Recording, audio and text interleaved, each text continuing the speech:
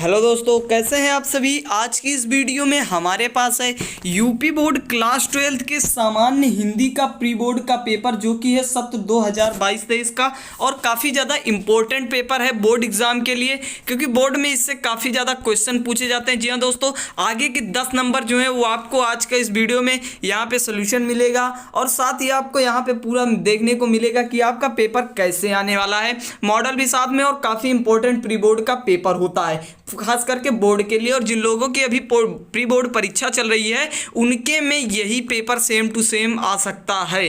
तो यहाँ पे चलिए देखते हैं। पहला क्वेश्चन है, हिंदी की प्रथम कहानी है। हिंदी की प्रथम कहानी जो है वो इंदुमती, यहाँ पे बिल्कुल राइट आंसर होगा। गोरा बादल की कथा के लेखक हैं। गोरा बादल की कथा जटमल की रचना है, यहाँ पे जटमल आप लगा सकते हैं। प्रेमचंद्र का उपन्यास है, प्रेमचंद्र का उपन्यास है गोदान, यहाँ पे बिल्कुल राइट आंसर होगा। फूलों का कुर्ता के रचनाकार हैं, तो इसका राइट आंसर तो मुझे नहीं पता, लेकिन मेरे हिसाब से अमरकांत इसका राइट आंसर होना चाहिए।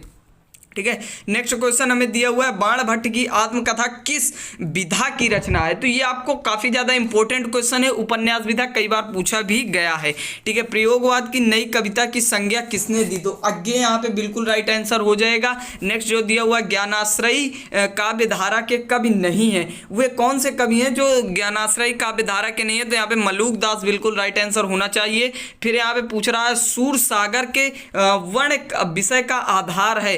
सागर के वर्ण विषय का आधार श्रीमद् भागवत कथा, मनुस्मृति को केनो नदी। तो यहाँ पे जो भी इसका बिल्कुल राइट आंसर होगा आप लगा दीजिए, इसका कंफर्म आंसर तो मुझे नहीं पता है। ठीक है, नेक्स्ट है, दोहा कोश के रचनाकार हैं। तो दोहा कोश के रचनाकार आपको यहाँ पे जो भी है लगा देना है उसका राइट आंसर। निम्न में से रीतिकालीन कवि कौन सा है, रीतिकाल के कवि कौन से हैं, तो यहाँ पे रीतिकालीन कवि जो यहाँ पे राइट आंसर होना चाहिए वो यहाँ पे होना चाहिए मीराबाई। ठीक है, मीराबाई यहाँ पे राइट आंसर होना चाहिए मेरे हिसाब से, बाकी तो आपको एक बार इसका आंसर मिला लीजिएगा। ठीक है, निम्न अवतरणों को पढ़कर उन पर आधारित प्रश्नों के उत्तर दीजिए। जन का प्रवाह अनंत होता, शास्त्रों से भूमि जन, राष्ट्रीय जन का तन्मय, सूर्य की नित्यो। तो ये पहले पार्ट से ही लिया गया है, जो यहाँ पे ये पूरा इसे आप पहले पार्ट से ही लगा सकते हैं। ठीक है, तो यहाँ पे पहले पार्ट से है और इसका फिर यहाँ पे कुछ क्वेश्चंस पूछे हुए हैं, कुछ क्वेश्चंस पूछे। वासुदेव शरण अग्रवाल जी की रचना है ये, वासुदेव राष्ट्र का स्वरूप। ठीक है, उसी से लिया गया है। कुछ क्वेश्चन पूछे उसको आपको बताना है। फिर रमणीयता न्यूनता, रमणीयता के अभाव में कोई भी मान जिसमें मौलिक उपलब्धि, इस प्रकार आपको एक और पूछा है, इसका भी आपको आंसर दे देना है। नेक्स्ट जो दिया हुआ, बैठी खन्ना एक दिवस वे गेह में थी अकेली, आके आंसू दृगल युग से धारा को थे भिगोते। काफी ज्यादा इंपॉर्टेंट और दिलचस्प कविता यहाँ पे पूछी गई है, जो यहाँ पे ली गई है पवन दूतिका से, और इसके रचनाकार हैं सच्चिदानंद धीरा अयोध्या सिंह उपाध्याय हरियोत जी हैं इसके रचनाकार। काफी ज्यादा ये इंटरेस्टिंग कविता है, पढ़ने में अच्छा लगता है इसे। तो यहाँ पे आप देखिए, नेक्स्ट जो दिया हुआ है, समर्पण लो सेवा का सार, सजल संस्कृत का यह पतवार, आज से यह जीवन उत्सर्ग इसी पत्तल विगत विकार। इस प्रकार यहाँ पे पूछा गया, इसका भी श्रद्धा मनु से लिया गया है। श्रद्धा मनु से जयशंकर प्रसाद जी रचनाकार हैं, तो आप लिख सकते हैं। नेक्स्ट जो दिया हुआ है, काफी ज्यादा इंपॉर्टेंट क्वेश्चन आया हुआ है, जीवन परिचय से कौन कौन सा भाई हम जीवन परिचय पढ़ के जाएं। तीनों का आप पढ़ लीजिए। 100%, 100 नहीं 101% मैं गारंटी देता हूं कि इससे बाहर कोई सा क्वेश्चन आपको नहीं देखने को मिलने वाला है। ठीक है, इससे वाले एक भी जीवन परिचय नहीं मिलेगा। नेक्स्ट जो दिया हुआ है ये भी काफी ज्यादा इंपॉर्टेंट है, आपको जीवन परिचय देते हुए उनकी कृतियों का उल्लेख करना है। मैथिली शरण गुप्त, जयशंकर प्रसाद, महादेव वर्मा। 100% फंस जाएगा, सातों सेट में इन्हीं में से किसी न किसी का तो फंस ही जाएगा।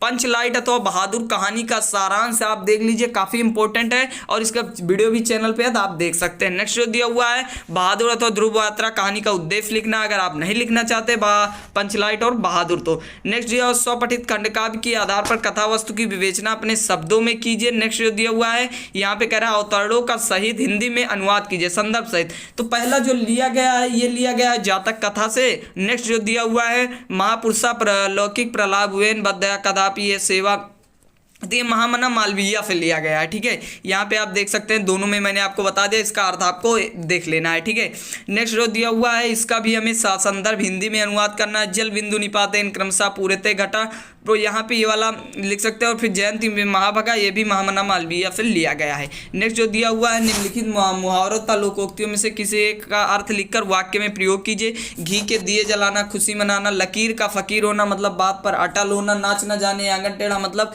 जिस वस्तु को वो करना ना आए दूसरे में नुस्ख निकालता है। तोता चना बाजे घना मतलब यहाँ पे इसका कहने का मतलब है जो चीज अफली होती है वो अफली लगती ही है, ठीक है। फिर यहाँ पे है निम्न शब्दों में सही संधि विच्छेद करके हिमालय तो हिमधन आलया, यहाँ पे जो भी इसका होगा वो राइट आंसर होगा। इत्यादि इति धन आदि, यहाँ पे आपको लगा देना है इति धन आदि। महेश्वरा महाधन ईश्वरा, यहाँ पे बिल्कुल राइट आंसर होगा, आप लगा सकते हैं इसको। नेक्स्ट जो दिया हुआ है, निम्नलिखित शब्दों की विभक्ति वचन के अनुसार चयन कीजिए। तो पहले में यहाँ पे सप्तमी बहुवचन होगा नामस में, और नेक्स्ट आत्मा नाम में यहाँ पे षष्ठी बहुवचन होगा। षष्ठी बहुवचन आप लगा सकते हैं आत्मा नाम में।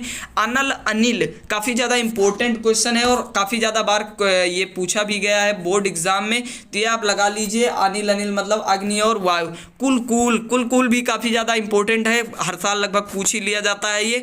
कुल मतलब किनारा, कुल मतलब वंश, किनारा और वंश आप लगा सकते हैं। नेक्स्ट जो दिया हुआ है यहाँ पे निम्न शब्दों में से किसी एक शब्द के दो अर्थ लिखना है। जैसे अंबर मतलब कपड़ा, अंबर मतलब आसमान, घर मतलब आप लिख सकते हैं ग्रह, इस प्रकार आप लिख सकते हैं। चपला मतलब बिजली, इस प्रकार आप लिख सकते हैं। निम्नलिखित वाक्यों में से किसी एक शब्द का जो दबाया ना जा सके, मतलब यहाँ पे जो दबाया ना जा सके अदम में हो सकता है। इसका मतलब राइट आंसर आप एक बार देख लीजिए, पैरों से जल पीने वाला पादप, यहाँ पे बिल्कुल राइट आंसर होगा। काफी ज्यादा इंपॉर्टेंट क्वेश्चन है।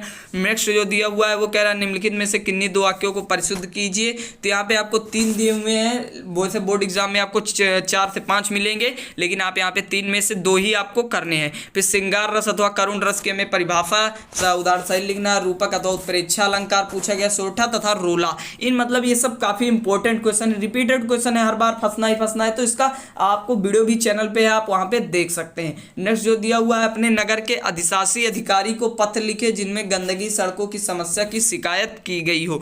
ये काफी ज्यादा इंपॉर्टेंट है क्योंकि शहर की सफाई हेतु लगभग हर साल पूछ लिया जाता है। अथवा में दिया किसी विद्यालय के हिंदी प्रवक्ता के पद के हेतु आवेदन पत्र, काफी ज्यादा इंपॉर्टेंट, मोस्ट से मोस्ट इंपॉर्टेंट क्वेश्चन है, ये हर साल लगभग पूछ लिया जाता है, तो इसे तैयार कर लीजिए। नेक्स्ट जो दिया हुआ निम्नलिखित विषयों में किसी एक पर निबंध लिखिए।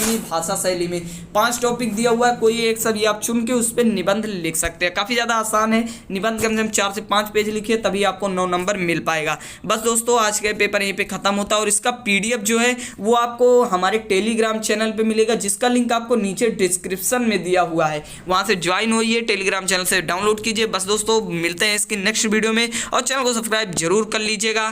तो चलिए मिलते हैं, बाय बाय, तब तक के लिए।